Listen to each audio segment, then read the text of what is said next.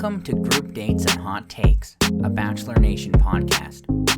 I'm Sampy. I'm Christy, and we're recapping Clayton's season of The Bachelor. We're back for episode 5, and Christy, I gotta ask, has Clayton made any further internet apologies?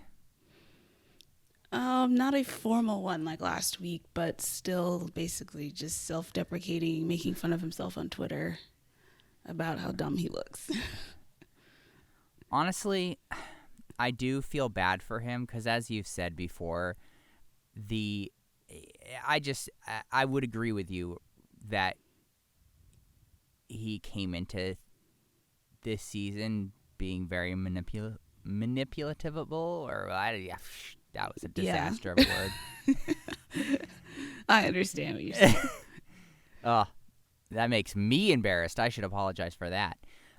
But yeah, I think that the circumstances were such that he was sort of ripe to be taken advantage of across the board, but by the producers, by Shanae in particular, I guess I would say. It's a bit sad because as much as I have not enjoyed this season, I don't dislike him. Like, I think that he, despite his shortcomings of being played by a fiddle all the time, he seems like a fine person. Yeah, I hope he has good support around him because I can't imagine it's easy to watch these first few episodes where everyone thinks you're an idiot and you're like, he didn't know some stuff, and I'm sure the producers had a heavy hand in some of the decisions he's making, but it can't be easy having the entire viewing audience laughing at you, including us, so... Yeah. Ugh. I guess the question is, as far as maybe his self-esteem is concerned, how long did he actually end up keeping Shanae? Like, did she make it to the fantasy suites? Because if that's the case, then I don't know. If I was him, I would just I don't know, crawl into a hole. Yeah, become a hermit, jump off a cliff, something like that's just. I don't think she'll make it that far. I hope not, because as I'm sure you see it, as he's watching the action, like the way that they put everything together, as he's watching this after the fact, like he's hurting. So I cannot imagine. I think that his discomfort level probably increases every single episode that, every additional episode that Shanae survives. Yeah, gotta be really rough for him. Mm-hmm. Ugh. I mean, I feel like this quote from Jill sums it up pretty well. She said, "I can't imagine being him, and it sucks being us." Wow, what a great, wonderful season that everyone loves. Yeah, just so highly rated and so fun. Yeah, well, as I've said before, I do think that this whole situation does really damage the season as a whole, because we really have almost no clue about who anybody else is.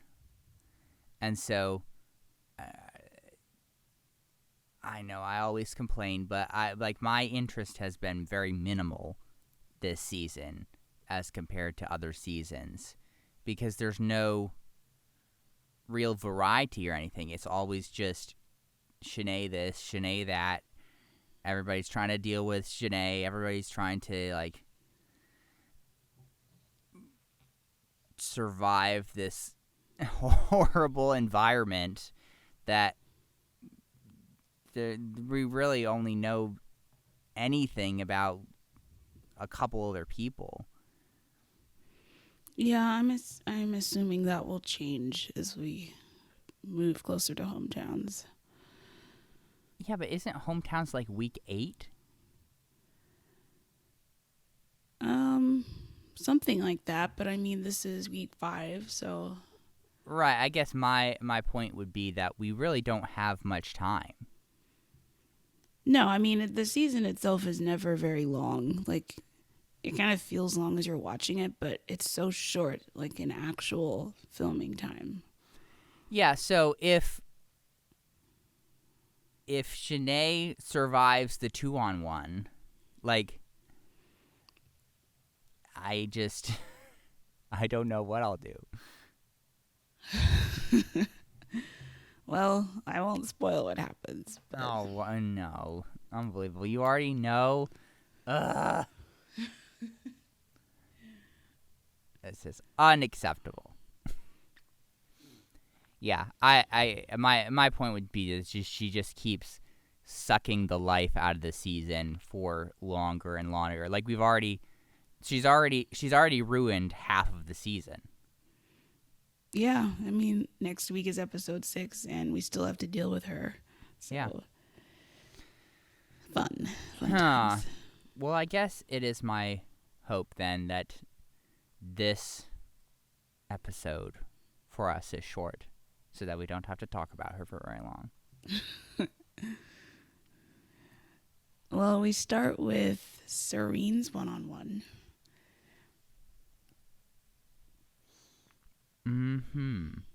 Get to so remind me, where are they now? Houston still, I think. Okay. I guess I don't know what that theme park would be that they went to then. Yeah, I didn't catch the name, but they had the whole place to themselves, so they could ride all the rides, play games, eat ice cream. I would love to have a theme park to myself. Just get to ride roller coasters repeatedly with no waiting around. Yeah, don't like the wait times there, but yeah, there was like this whole theme of like, can we go deeper? Which is always a little scary to hear. You know, Christy, they gotta progress the relationship, okay? They gotta build that connection, and you can only do that by going deeper. That's not vague at all. No, definitely not. And also, like, I guess it would maybe be easier since there's nobody else at the park, but I just feel like a roller coaster date isn't necessarily the easiest or best place to just like share all your feelings. No, you gotta wait till the nighttime for that. Yes, the you nighttime of sadness. Where we get to find out about all your dead relatives and how that's affected you. And definitely how your family didn't talk about feelings or anything. Yeah, it's become very predictable what the nighttime will be. I mean, it was grandmother and cousin that have died, which is like obviously super sad. And Clayton decided to channel a little bit of Matt James here with his thanks for sharing that with me. Oh boy. So, I mean, in his defense, I don't really know what you're supposed to say when Women After Women tells you basically the same thing at dinner. I mean, if I were him, I would dread the dinner portions. I feel like you just wouldn't say anything. You would just stare at them. It's just hard. Yeah, but she's really trying to be vulnerable. Yeah, and Clayton said she really opened up tonight, which I just wish opening up meant something different than here's all the horrible stuff that has happened to me. But that is what it has become. Yeah, I mean, I guess that's the easiest way to get internet points. I mean, I guess they probably talk about other stuff as well, since Yeah. I mean, Yeah. how many hours do they record them just sitting there? I mean, they were probably sitting there for like an hour. So we saw 5 minutes Oh, you think it was just an hour? or even longer. Like, I just mean, like, we have seen such a tiny portion of what they actually talked about. But, Well, right, because we got to get back to Shanae. oh, yes. Because that's what's important. Yes. Here's a randomish question. Do you think that Shanae has been or will get punished for her behavior? What do you mean by punished? So, like, by the internet. So, like, with Bachelor in Paradise, with all the shenanigans that were going on, where you just saw a hemorrhage of Instagram followers from what's their names? Brandon? Yeah, like that sort of thing. Well, Shanae never had a lot to begin with because she was hated from the beginning. And I think I saw at one point she had, like, deactivated her Instagram or something. I think it might be back now, but I think people just, like, she never had, like, the huge swell of followers like Brandon had because people liked him at the beginning. Okay, so, all right, interesting. Well, definitely keep me posted on that, okay? Mm-hmm. Yeah, I don't think there's really a whole lot more to say about this nighttime portion, to be totally frank and honest with you. No, we didn't see much of it, and she obviously got the rose. No way. I am shocked. So it is rose ceremony time. Which, another thing I wanted to mention is that I've already stated this multiple times throughout the episodes and years, it feels like now, but I always hate it when they make their episode timing weird and have the rose ceremonies in the middle of the episodes and everything. Well, I'm even more mad about it because Shanae caused this. Yeah, it's weird to basically start the episode with the rose ceremony. I don't like it at all. Yeah, it's very disorienting. Anyway. So, yeah, all the women are basically just waiting for Clayton to arrive. Jill decides to confront Shanae about crashing the group date, and this basically leads into Clayton arriving, and he asked to talk with the winning team, which I thought that was interesting. I don't think I've seen that before. So I guess he knew something happened, so he was like, I need to find out what it is. And they tell him supposedly everything, I guess. And at this point, going forward, I feel like his decisions with Shanae are now without excuse. Because he has now been told about her, like, explicitly. So, Did he meet with them like one-on-one or the group of them? I forget. it was the whole group of from the winning team. Okay. Yeah. No excuses, Clayton. Come on. I mean, just the throwing the trophy on its own should have been enough to send her home. I forgot about that. That was such a stupid, petty thing. Particularly since she had gotten precisely what she wanted. Yes, she got time with him. She got to make out with him on the countertop. I don't understand what's going on in her brain. Yeah, I don't get it either. And so, after Clayton has heard this, he talks to Shanae And she starts her acting job here.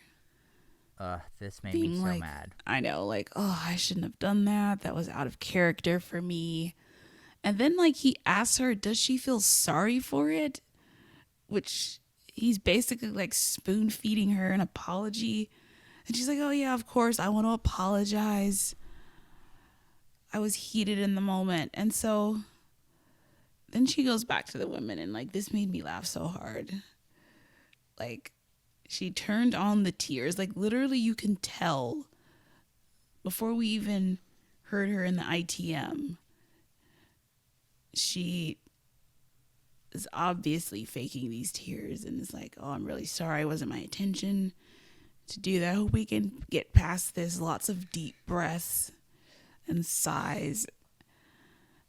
And, like, amazingly, the women accept her apology. I mean,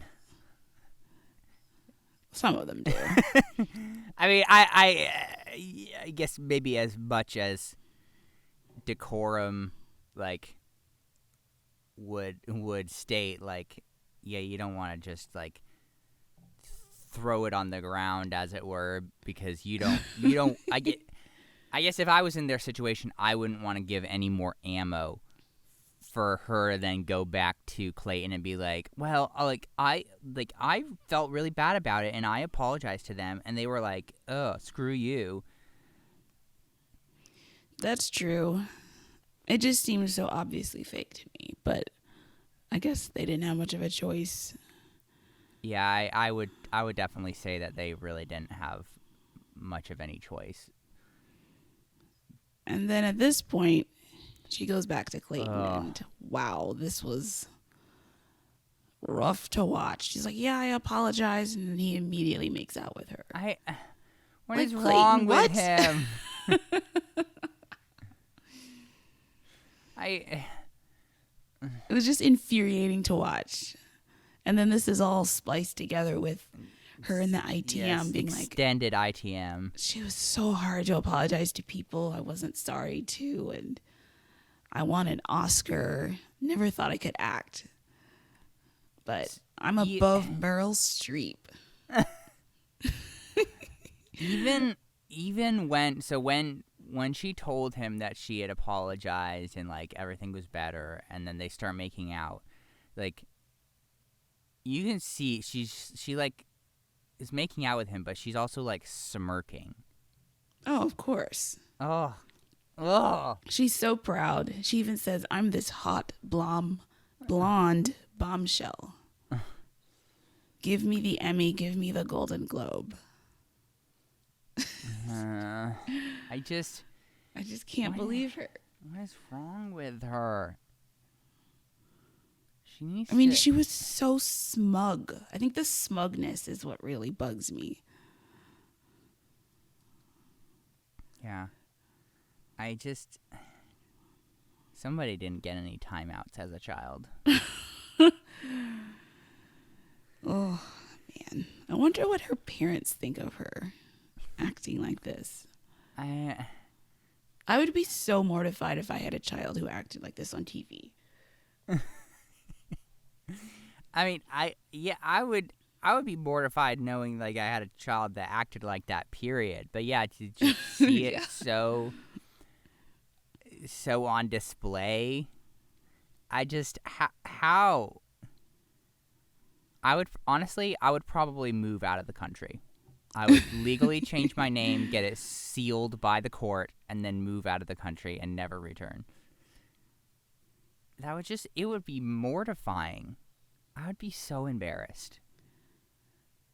Yeah, this is just like I'm unbelievable. I've become reluctant to have kids just in case one of them turned out like her.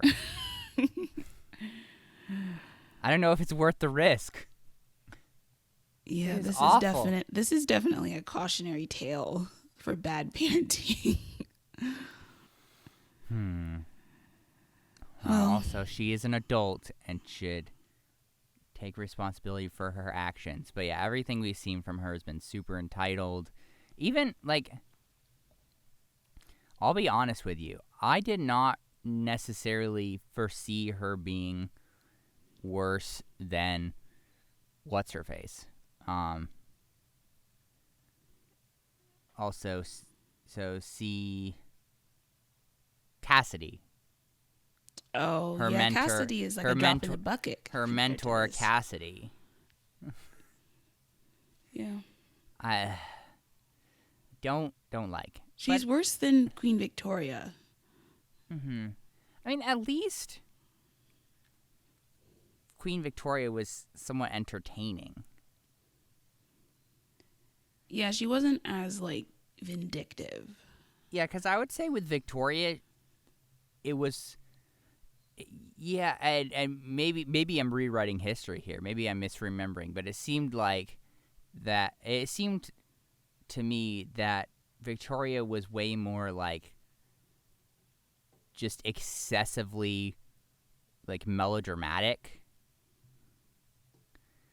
And so because of that, she, like, got really wound up and, like, made poor life decisions and stuff. But it didn't seem like it went quite as deep, like the rot, as it were. And maybe I shouldn't be so mean. I don't want to get sued, but it's just really, really weird. Yeah, she's something else. Mm-hmm. So at this point, we actually do have the actual rose ceremony, and in the middle finally. of him handing out roses, we see an ITM from Shanae. I nailed my apology. That's pretty much all you need to know about her. And of course, she gets the last rose. I was so mad. Like, And unbelievably mad. The women's expressions, that their faces were pretty great too. It's like, Clayton, seriously, like, what are you doing? And so Lindsay, Sierra, and Jill go home. And Sierra, man, I loved this exit where she told him, "Don't be stupid." I mean, how, like, it can't get any clearer than that. She also said, "Choose a girl for the man you're going to become, not the man you are now." Oof. That's some shade there. That's uncomfortable. I Yeah, wish I knew what he thought when she told him that. I know. If I'm Clayton, I think to myself, okay, what did I do wrong?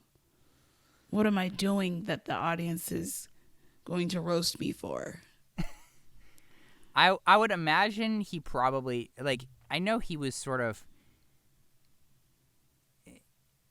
inundated a bit before the season, and theoretically that was even before they recorded, right? Like, everybody giving him crap because, like, nobody knows who he is and stuff.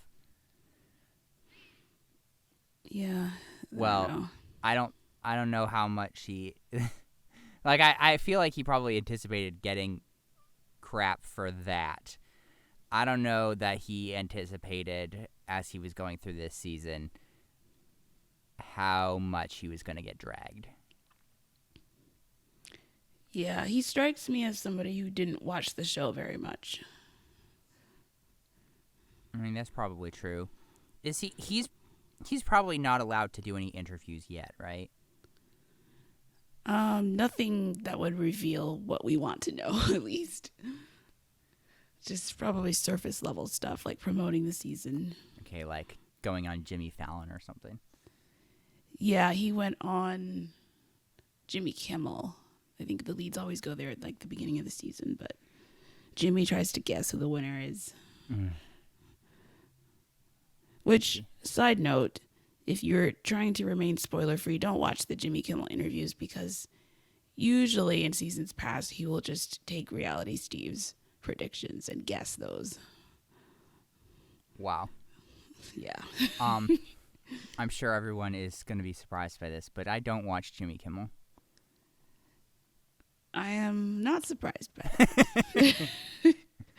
I mean, I don't even watch him either. I don't even have a TV, all right? No, I just see like the clip online. Yeah. Well, so how what's the number of people we have? It looks like 12, maybe. Okay. Yeah, that seems to be about right. That's so crazy to me though. We started with what, like 30? Mm-hmm. And we're down to 12 and we still know nothing. Yeah, the only person I feel like really has a good connection with him is Rachel. Or no, is that who I'm thinking of? The pilot. Okay, so that's not Rachel then? Because wasn't Rachel the one who went on the plane date with him?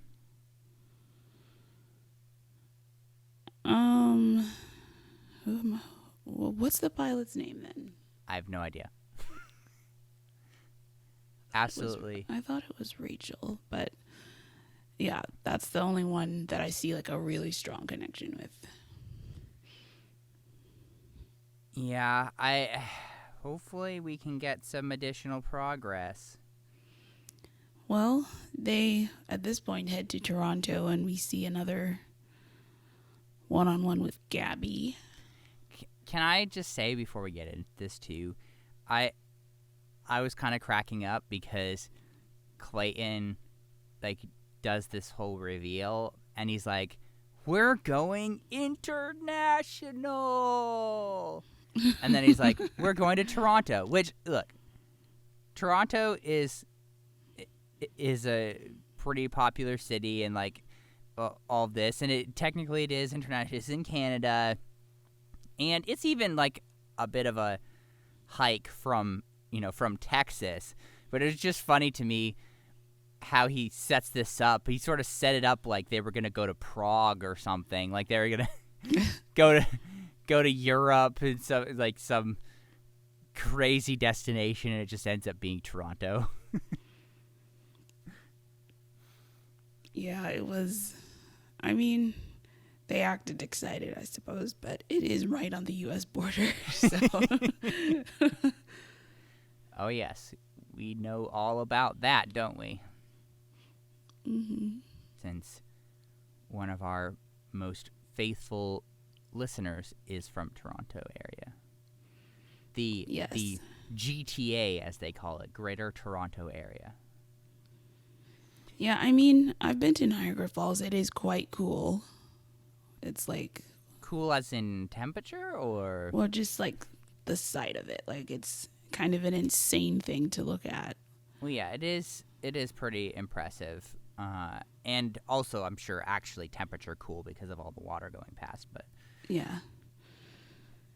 But yeah, so I guess we have a Gabby one-on-one. Yeah, they get in a helicopter and... Whoa, another helicopter. For some reason, then they land and play hockey on the ground. This is an odd interlude.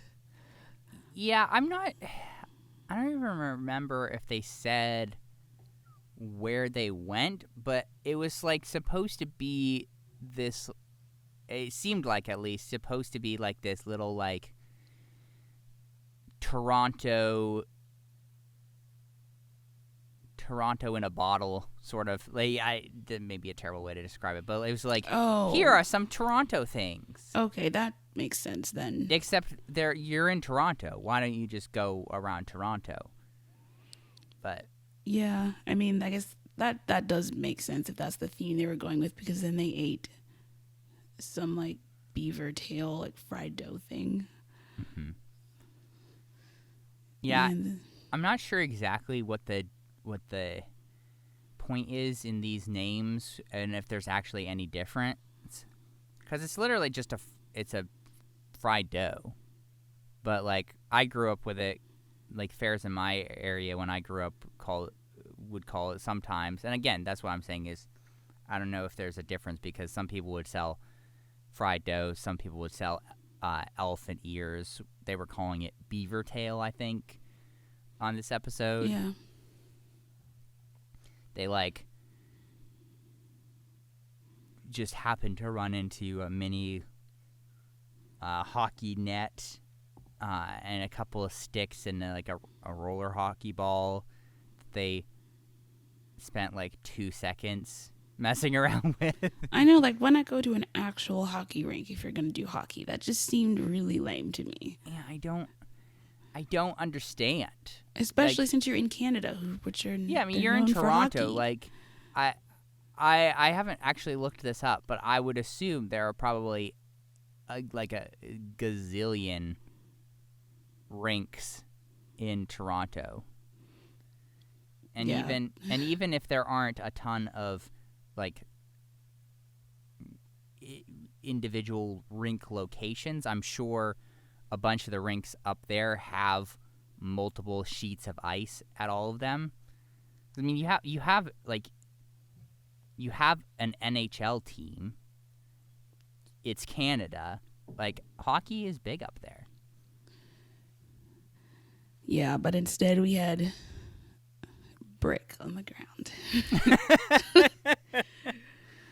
Well, you don't like brick?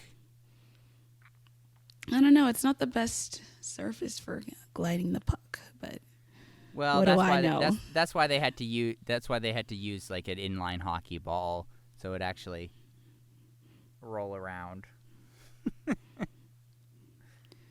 Yeah, so back at the hotel, we have the reveal that Genevieve and Shanae will be on the 2-on-1 and everyone else is on the next group date. Mm-hmm. Which It is. I can't wait to watch that next week. It is funny to me, like, because I never think this way, but obviously, like, it is the situation, but how they're always thinking about, like, okay, who's been called? Oh, that means that this person is going on the 1-on-1. Aw, crap, I wish it had been me. Or, like, in this situation, they're like, oh my goodness, it's a 2-on-1. Yeah, I think everyone just keeps track of that stuff. Yeah, I realize that that's the situation. I just never find myself thinking like that until it's pointed out. I'm like, oh yeah, I guess that does mean that that person is going on a 1-on-1 or whatever. Yeah. Oh boy. So it is now nighttime for Gabby. Oh. She's wearing a super weird green dress, which I did not like. It's just a very odd neckline area, but that's not important, I suppose. Look, if it's important to you, it's important to group dates and hot takes. I don't even know if people remember what the person was wearing, like if they can even visualize it when I mention that stuff. So I don't know. But so we have another one hard to open up. This time I guess it was because she didn't have the best mom growing up. Like her mom would just kind of flip-flop and withhold love and attention, which is not the greatest. I guess not. And so they don't have much of a relationship now. And she still needs time to heal, because Clayton asked, like, are you going to be able to mend that? And I still get that you have to really cajole these relationships into moving quickly, but I still just like maybe work that out off of the show. Yeah, like I feel like it wasn't necessary for us, the audience, to know all of that. I don't know. No, it's like what happened? Just being like, hey, yeah, it's great to be here with you, and like talk about like normal relationship stuff. Yeah, like what does she do for work? Who knows? What are her hobbies? She didn't say anything about it. Look, if this is what helps her heal, Christy, okay? Don't be mean about it, all right? I don't know if The Bachelor is the best way of healing from stuff like that, but I don't know if I agree with you there, Christy. I think that it is the most effective therapy. So she gets the rose, and then for some reason they get into a pool and make out. I mean, isn't that the best place for making out? No? Toronto? More specifically, a pool in Toronto. I mean, I guess if that's what you're into.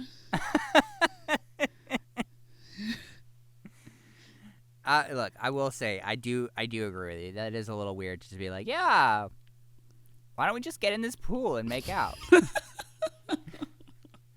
Like, why don't you just make out on dry land if you're really... Only on The Bachelor. There have been so many pool hot tub makeouts over the years. Oh, boy. Huh.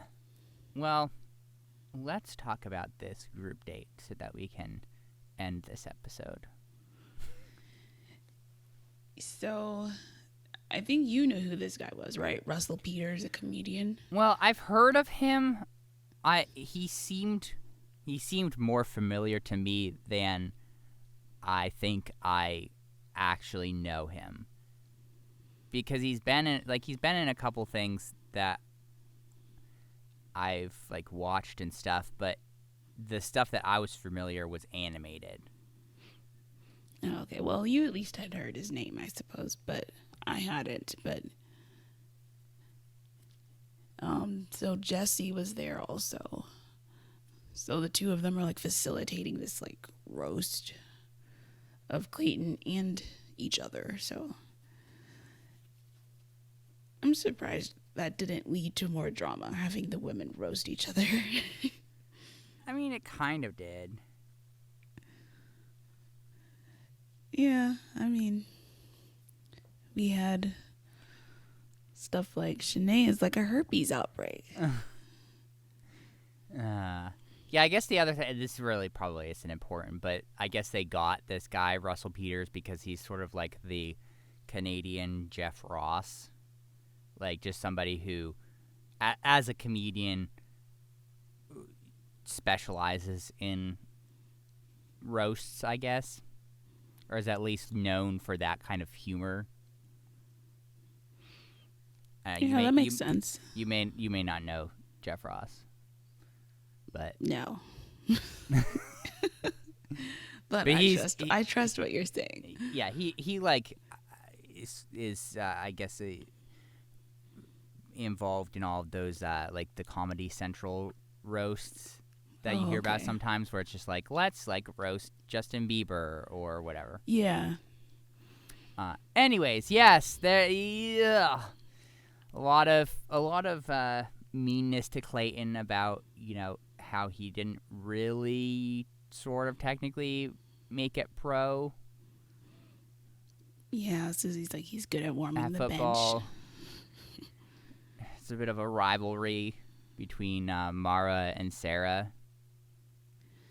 Yes, they roast each other with age jokes.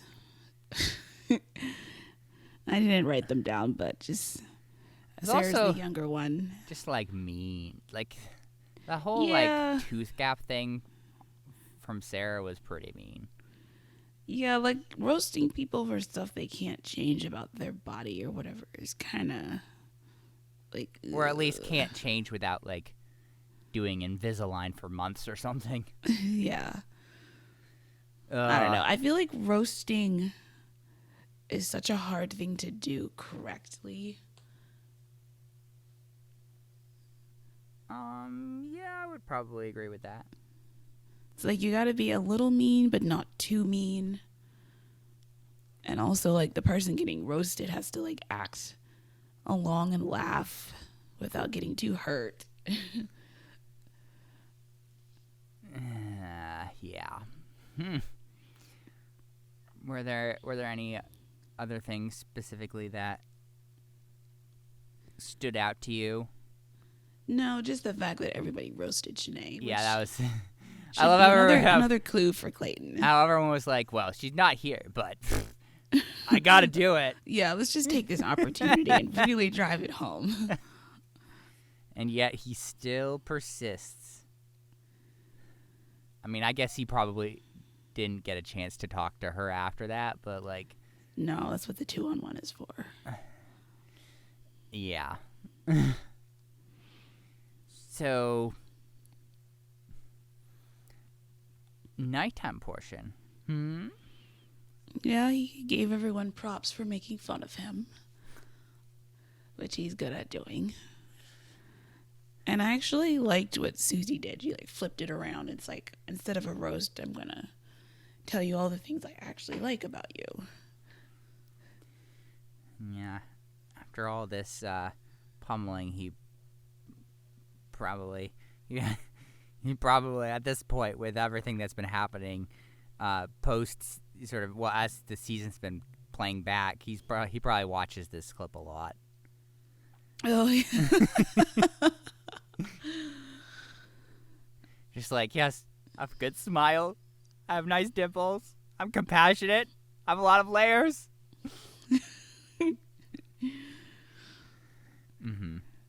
Which, of course, leads to making out. Well, yes. I mean, that's the natural conclusion. Yeah. What do you think of Marlena? I like her. I mean, she's the Olympian, right? Yes. She's also, like, super confident. Yes, she is very, like, bold and sure of herself. I mean, that sort of thing usually stands out on The Bachelor. Yeah, too bad we haven't really had much of a chance to explore that at all. No. Yeah. Quick. Oh, yeah. Sorry, go ahead. I was just going to say, quick interlude. Back at the hotel, we have Shanae with another gem, threatening to push Genevieve into Niagara Falls. I also, like, she kept talking about how she had, like, one last trash bag to take out and stuff. But, I mean, if she were to survive the 2-on-1, there's no way she's going to stop. She's going to find another target. Yeah, that is true. Like, I think she's banking on the fact that Sierra was eliminated, which was like her other target. And so if she takes Genevieve out, then that's like the last person that was really trashing her to Clayton. Maybe. I don't know. Just what so ridiculous. But going back to Marlena for a sec, it is kind of interesting to see the differences, because like she is super confident, and I would say probably, at least from what we've seen, borders on the cocky sometimes. But it's still such a huge contrast between her and Shanae. And it's like, how do you have someone like that talking about Marlena, who is, very, very confident, but also, like, she's an Olympian, or was an Olympian, so maybe, she seems to have some accomplishments, something to actually, like, fuel some of this, where it's just always so out of left field with Shanae. Like, we don't know anything that she could be proud of. Like, it just seems like she's just super entitled. Yeah, I mean, I just think Clayton is maybe not that interested in Marlena. So, She's just there. Right, and I'm not saying that that he should take her to the end or anything. It's just funny to me to compare the two of them. What did you think about the maple syrup shots? So were they actually like 100% syrup? Because if Yes. so, I just can't imagine drinking syrup. So delicious. I've done that before. I can't do that. Why not? It's healthy. It's natural. But it's so thick going down. No, it's... What kind of maple syrup do you get? I mean, it's thicker than like water or a normal drink liquid. I mean, it just depends on the temperature of it. But, so, not a fan? Well, at the time I wasn't sure like if it was mixed with alcohol or something, but It did look like it was pure maple syrup. yeah, to me Which, that's yeah. You know, you're in Canada. You got to do that. Yeah. We also had Rachel, which, okay, that is the pilot. That's the one I was thinking of. Who spent most of the time with Clayton batting her eyes at him and snuggling up. I really think she is his top choice at the moment. Wow. I mean, I guess he just loves a cuddler. Yep, and she got the group date rose as well. Dun, dun, dun. I mean, you got to reward a good cuddler. Yeah, I suppose. Well, we are so close to the end now. Just a slight preview of the disaster that is going to be this 2-on-1. Oh, man. Yeah, I hate that they, like, advertised we'd see it, but we really didn't. We saw, like, just the very beginning of them getting into the limo, arriving at Niagara Falls, and then getting on the boat. I mean, one of them might actually die. Like, they're literally just, like, on a tourist boat above the falls. Yeah, like, is that safe? Or I'm assuming this is, I don't know if this is, like, the same. No, I mean, yeah, it's perfectly safe. I mean, it's a common tourist thing. I'm just saying, like, they're in these conditions. Like, I wouldn't necessarily, like, do you think that, depending on what Clayton does, I mean, I could see Shanae either throwing Genevieve off to her death or, like, jumping off due to instability. Well, from the previews, it seems they will be back on dry ground with Clayton chatting with both of them. Oh, okay. So, like, the Niagara Falls, I guess, would just be the day portion. Yeah, that's just like I mean, I don't know how much meaningful conversation you can really have with all that mist and spray and noise around you. I don't know. They just have to stand awkwardly next to each other. Yeah, the 2-on-1s are always, like, super entertaining to me. We haven't had one in a while, I feel like. Yeah, I'm trying to remember. I mean, it was a couple seasons ago. I want to say maybe we had one on... Did we have one on... I think we had one on Matt's season, didn't we? Like, fairly early on. I know he had that, like, let me sit down with 2 people kind of thing. Like, before a rose ceremony, I don't remember. Oh, but you don't think it was technically a 2-on-1? I mean, I can't remember now. It's too far back, but... Okay. Well, we'll have to deal with this next episode. That'll be great. Yeah, we'll see what happens. Do you have any last words? Nope. Okay. Well, Clayton was busy this episode. 22 kisses. Wow. Official group dates and hot takes kiss counter. Yep, that's more than last week. The super official record. Yeah. Mm-hmm. He's, yeah.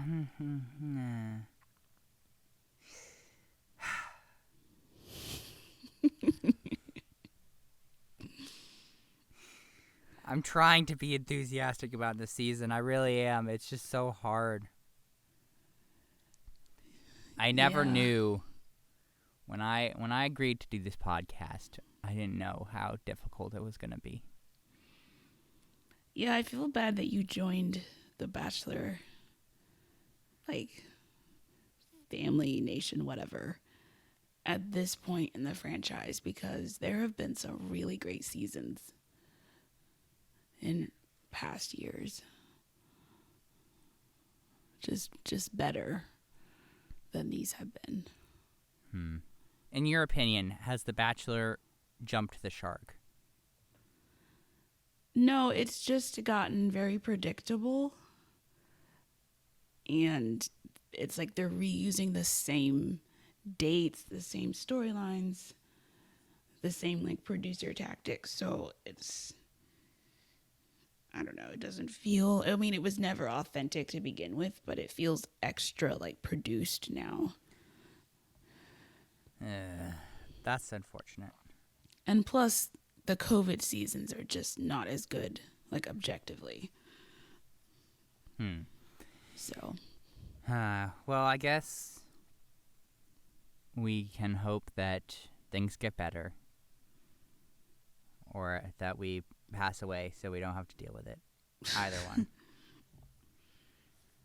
one. Well, can you tell us how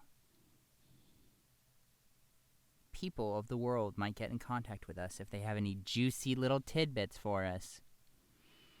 You can email us at groupdatespod@gmail.com or follow us on Instagram at groupdatespodcast.